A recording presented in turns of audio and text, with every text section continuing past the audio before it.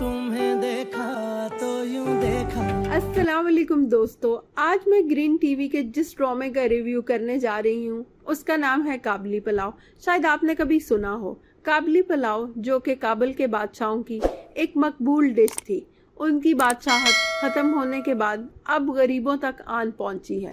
और इस ड्रामे का आगाज़ भी काबली पुलाव से होता है, जिसका एक किरदार हाजी मुश्ताक है, जो कि 51 बरस की उम्र में अपना सारा कारोबार छोड़ छाड़ कर अल्लाह की राह में आ गए हैं और अब वो जगह जगह जाकर तबलीग करते हैं और इसी सिलसिले में वो मर्दान आ पहुंचे हैं।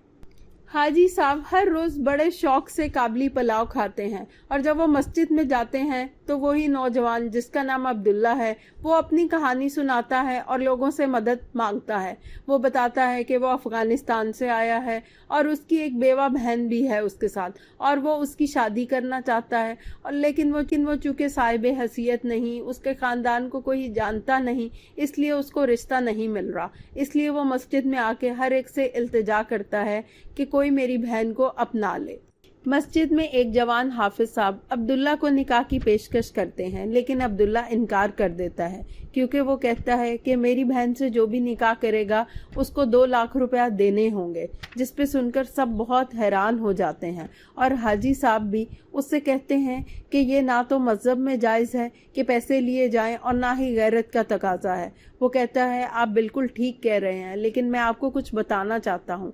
फिर वो उनको अपने घर लेके जाता है और वो दिखाता है कि उसका छोटा भाई जो कि एक फुटबॉलर था अब एक टांग से महरूम हो गया हुआ है, जिसके इलाज के लिए उसको पैसे चाहिए और उसकी बहन ये शर्त रखती है कि जो भी उससे शादी करेगा उसको 2 लाख रुपया देने पड़ेंगे। अब्दुल्ला के छोटे भाई का ये हाल देख के हाजी साहब को पहुंचता है और वो उसको 2 लाख अदा कर देते हैं और कहते हैं कि अब तुम्हारी बहन मेरी इमानत है, उसकी हिफाजत करना। उसके बाद वो मस्जिद में आते हैं तो वही हाफिज साहब जो पहले निकाह करना चाहते थे वो कहते हैं कि अब आप मेरा निकाह करवा दें क्योंकि पैसे तो आपने अदा कर दिए हैं।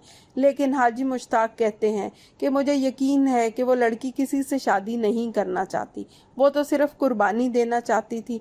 मुझे लगता है कि वो उन औरतों में से है जिनके खाविंद मर जाते हैं तो वो भी अपने आप को उनके साथ दफन कर देती हैं।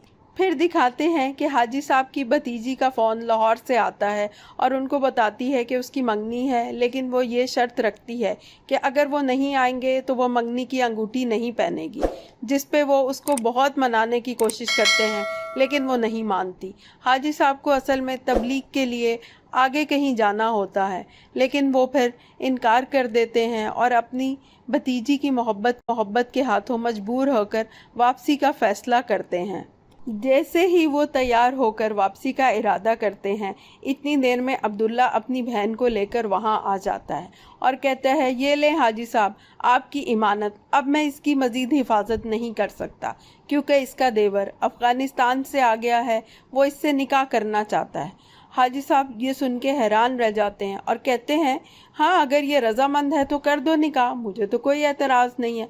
वो कहता है वो बहुत जालिम शख्स है, उसकी 3 बीवियां हैं, वो उनको मारता पीटता है, एक की टांग तोड़ दी है, एक को बर्फ़ में गाड़ दिया था।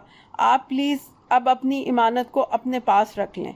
फिर हाजी साहब कहते हैं कि अच्छा ठीक है, फिर ये जो हाफिज साहब निकाह करना चाहते हैं अपनी बहन से कहो कि इससे निकाह कर ले, लेकिन वो उसकी बहन उस पर भी नहीं मानती है। वो बार बार कहते हैं मुझे देर हो रही है, मेरी भतीजी की मंगनी है, मैं जा रहा हूँ, जाने दो। लेकिन वो कहता है कि ये सिर्फ आपसे निकाह करना चाहती है।